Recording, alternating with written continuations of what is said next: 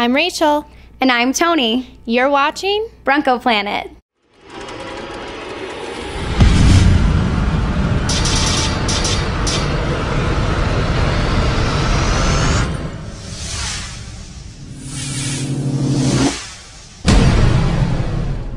Hey there, Bronco fans. It's Danny Shad. It's Bronco Planet. Shad, preseason game number 3, and even though it's a loss, feeling pretty good about a loss. Real good. Two weeks in a row we get the loss, but still feeling excited, and it's hard not to get excited. Peyton Freakin Manning on fire, 10 out of 12, like 122 yards, touchdowns galore. Eric Decker and him hooking up more than once. What a great day for Bronco fans. We're going to talk about the Eric Decker thing and the receiver core here coming up in just a little bit. But, you know, over the past couple weeks, Shad, we've talked about my expectations and some of you folks out there as well about how the Denver Bronco offense for me is with Peyton Manning at the helm is automatic. And so I've kind of shifted my focus to the defensive side today.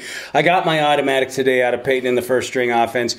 What about that defense today? How about that defense? Elvis Dumerville has been held a couple games already. You know, he gets around, gets a sack, and the people flying around. Somebody pissed off Joe Mays was just pounding heads today. Good coverage by Champ Bailey, which you'd expect. Tracy Porter looking good. That starting offense and defense for the Denver Broncos got me feeling all warm and fuzzy. Absolutely. You know, when we shift back to the offense, I think we need a little Bronco Planet courtesy clap to the offensive line. Yeah. And once again. Yeah. Exactly. Blocking. Peyton Manning did get one strong hit. Delivers a great touch pass to Lance Ball, gets his bell rung, but no sacks. They have been incredible. How about J.D. Walton, Zane Beatles, Orlando Franklin? It just goes on, and Manny Ramirez. Manny steps up. Yeah, Manny steps not the baseball player. Yep. Yeah. Our guard. Yeah, it's just been wonderful. Now when we do talk about the receiver things, everybody's been talking about what receiver with Peyton Manning as their quarterback there is going to go off, and everybody's, you know, it'll be Stokely, it'll be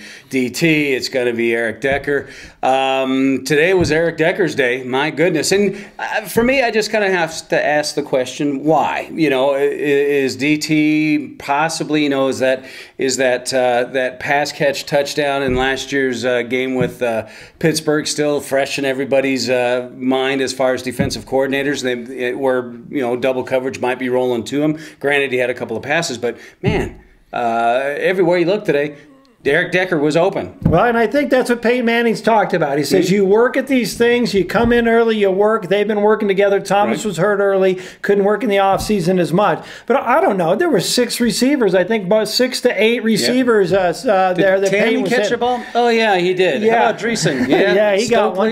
Yeah, he caught one too. It is so beautiful to see it lined up. It's Tammy coming out of the backfield for reception. Dreesen, who had 6 touchdowns last year, is going to get plenty this year. And Demaryius Thomas, you got to remember how raw this guy is. This guy is going to really grow this year. And you might have heard that with the announcer saying, hey, that was like a playground ball last year. Tebow run around, you run around, get open. When Demaryius Thomas gets more and more used to Peyton Manning, that guy is going to be an all-pro receiver, big, fast. And Eric Decker is clutch. Eric Decker, we've seen it last year. I don't know. It's unbelievable. I mean, you can't even describe how great this offense is. Let's go back over to defense. So what got you excited about this defense? Well, again, the outside pressure, Von Doom, again, early showed why they are who they are. And you just got to look at the solid play again. You know, my expectation of this game today with San Fran was not how that first quarter or first half, for that matter, played out. I thought it was going to be a much tougher deal. I like the fact that the defense was able to stop the run. Granted, they stumbled a couple of times. We're not talking about second and third stringers, but just the starting defense. When you see a guy like Gore not really rack up very many yards, then you gotta start taking a look at the Kevin Vickersons and the Ty Warrens and the Derek Wolfs. Solid play, and that's all we don't need superstars, even though we're finding that we have them. Just good solid play. the front on the defensive line, again, courtesy clap. Doing a great job right here from Bronco Planet. The defense has been stellar, and the offense, when you go beat a team like the 49ers, who got a reputation of just being this killer defense and how far they went in the playoffs last year, great news. I guess if I was to pick out, we got one concern. One concern. I know where you're going. I'm going with Drayton Florence. Oh, I was going with Raheem Moore, who is apparently asleep at the wheel. And you can't put that on anybody but him. And even you had Troy Aikman and Terry Bradshaw, Joe Buck calling Aikman go, and Raheem was just caught looking in the backfield, and it takes that long to get caught, and then you're done. So that was a pretty. So that's a little bit of concern, because safeties have been a concern, and not only safeties but tight ends against our safeties. And all you got to do is grab the videotape of any New England game, and those are better than average tight ends, of course. But the Broncos still got me a little nervous on the tight ends, and Vernon Davis with the long score.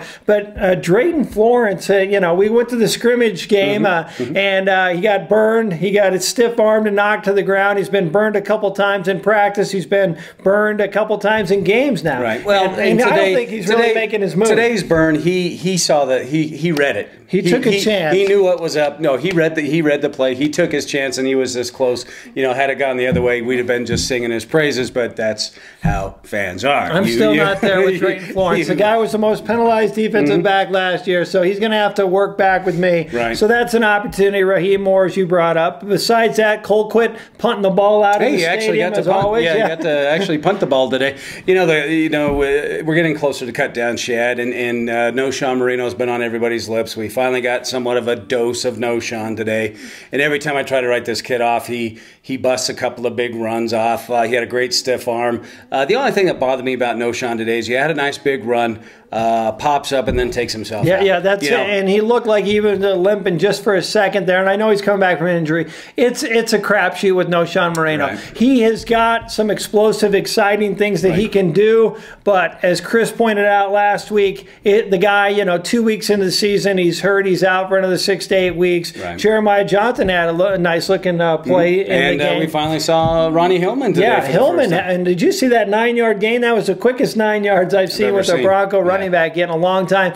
McGay, he had some nice breakouts. But, yeah, I don't even know where to go with no Sean Marino. If they keep him, I'm happy. I can live with it. If they get rid of him, I can live with that, too. Right. Now, far be it from the Denver metro area or Colorado, or for that matter, Bronco Planet, to not have some sort of a quarterback controversy, obviously, with this new platoon of quarterbacks in that's been pretty much on the back burner. But I want to start one right here, right now, by saying I think Adam Weber is the second-best quarterback on this team right now. Well, he's definitely impressed a lot of people Given with his arm strength and what he's had in practices. If you go out there and saw what they did at Dove Valley. No, I think, Caleb Haney had a couple decent passes, had a fumble, had an interception. Still not sure what happened on that play. Decker throws his hand up. It was an awkward play from start to finish. But I don't know. I don't think Haney's the answer. And I know it's scary, folks, and you brought that up last week. But I will go with, they're not going to get rid of Brock. They picked him way too early in the draft. And Weber, I think, has got some great talent. I'd go with those two. I want to see Adam Weber with the first teamers, or at least the second teamers, for God's sakes. Let's get this kid some protection and see what he can really do. Late in the game, guys who are not going to have jobs come Monday or next week, that's his offensive line. Maybe we get to see more of him on Thursday. Well, we're sure hoping for, but he's still making plays. That holding call with his left-handed what was that? Flip out. Yeah, it was like all of a sudden Jake Plummer's back in town. Yeah, exactly. It was awesome. But that's the kind of kid that I think the game hasn't passed him up like I think it has Osweiler right now. I think a guy like Adam Weber gets the speed of the game, gets the reads, gets the coverage, and when things break down, he has the ability to make things happen. A la that little left-handed hoopajou that he flung out there. So, and I don't think Osweiler looked as bad as some people were posting. It wasn't great, but it wasn't good. There were a lot of drop passes in that second half. And Caldwell, Bubba's got a. Well, he dropped three, but he got smashed pretty bad in the back a couple weeks ago. Fred Biletnikoff, see if we can't get him, or maybe Lester Hayes can't get him some sticky on his fingers, because Caldwell today, how many drop passes? He had 3 drop passes. He's coming back back after getting that vicious hit in the back, so he's probably a little gun shy there. So he'll come back. I think there's no way that he doesn't make the team. But let's talk about what is important. Someone on our team, the Prize Monkey, has got something great for our fans out there. We pride ourselves in giving out prizes, and here's what you need to do this week, all right? Then we're going to, well, first of all, let's take a moment and pause and see what the Prize Monkey has for you. Cue the Prize Monkey.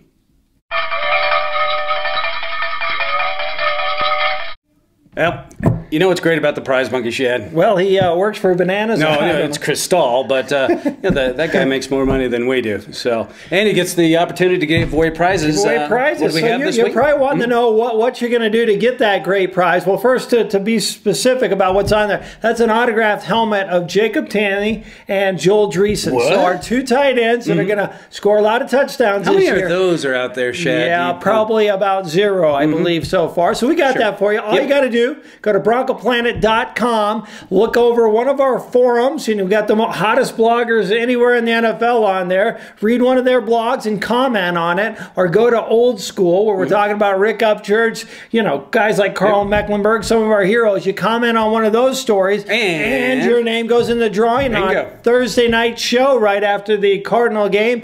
We will announce who the winner of that helmet is, and we'll have the Prize Monkey back for another routine, more bananas, I guess. And we're going to give away some other fun things. So that was a part of his participation. Yeah, he's got to get more FaceTime than we do. So thanks for watching this week. It was a bad win, but a good day. Better things ahead. Thursday night, my gosh, I don't know what. We put a phone call into the NFL offices to see what brainchild came up with a 9 o'clock start on Thursday, but we'll shake off the tiredness, and we'll come back with the show on Friday. Until then, thanks for watching, and this is Bronco Planet.